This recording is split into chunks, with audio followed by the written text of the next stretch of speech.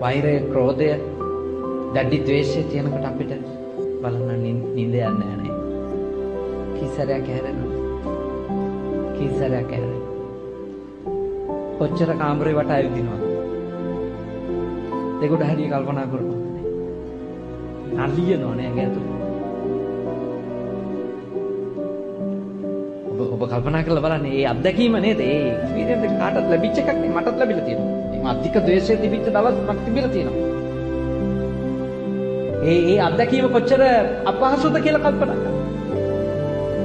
ඒක කිසිම මේ ආකාරයක මේ සුවපත් බවක් ලැබිලා තියෙනවද කියලා හිතන්න. මොන තරම් දරුණු ආතතියක්ද මේ අවස්ථාවනේ. උග්‍ර ද්වේෂයෙන් අපි ඉන්න දවස. ඉතින් එහෙම පැයකට පස්සේ යාන්තම් මොන්න අර මහන්සියටම දෙගොඩ හරි නිින්ද යනවානේ. උදේට නැගිටිනවා කියලා හිතනකොටත් ඇඬෙනවද නැත්? ඇයි? රාත් 3-4 වෙනකන් අමාරුවෙන් ඉඳලා නිින්ද යන්නේ නැතුව යාන්තම් නිින්ද යාගෙන එන වෙලාව වෙනකොට නැගිටින්නත් වෙලා වැඩට යන්න. උයන්න. සමහර විට උයන්නම වෙලා තියෙන්නේ අර නිින්ද නැති කරපු මිනිහට. හිතන්න ඒක කොච්චර අමාරුද කියලා. සුඛම් පටිපුජ්ජති නෑනේ එතකොටනේ. කෙන්දරි ගගානේ ඇවිදින් නැගිටින්. කොච්චර අසහනෙන්ද යා එතකොට උදේට නැගිටින්. දුකෙන් නැගිටින් යා. ඉඳලා සැපෙන් ඉන්නවනේ නේද? සැපෙන් ඉන්නවනම් අපිට සැපෙන් ඉඳන්නේ. සැපෙන් ඉන්නවනම් අපි සැපෙන් නැගිටින්න බෑ නේද? සැපයක් අපි විඳිනවා නම් අපිට නිින්ද යනකොටත් සැපේ තියෙන්න ඕනේ. අපි නැගිටින කොටත් ඒ සැපවත්කම, ඒ හැඟීම අපිට දැනෙන්න බෑ. සුවසේ නැගිටින්න බෑ. ඒ දෙකේදී අපි විඳවනවා නම්, ඒ දෙකේදීම අපි වේදනාවක නම් ඉන්නේ.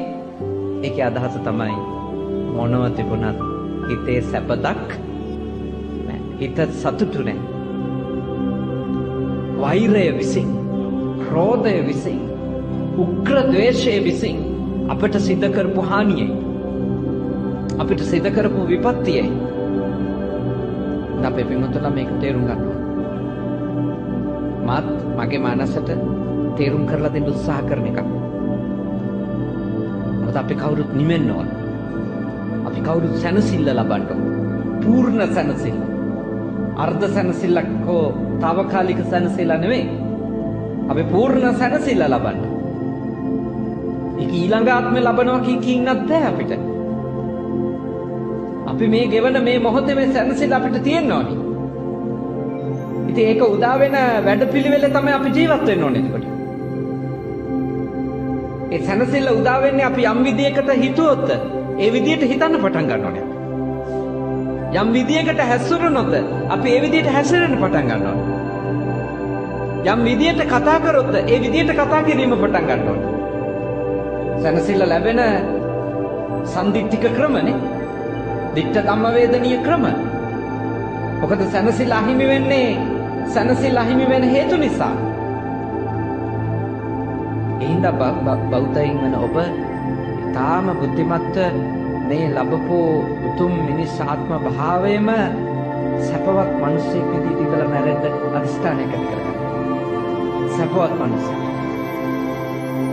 මම සැපසේ බොහොම සුඛෝපභෝගී ජීවිතයක් ගත කළා කියලා කියන්න පුළුවන් වෙනවා. සුඛෝපභෝගී ජීවිතයකට මම කියන්නේ හොඳ වාහනයක් තිබීම නරකයි කියලා.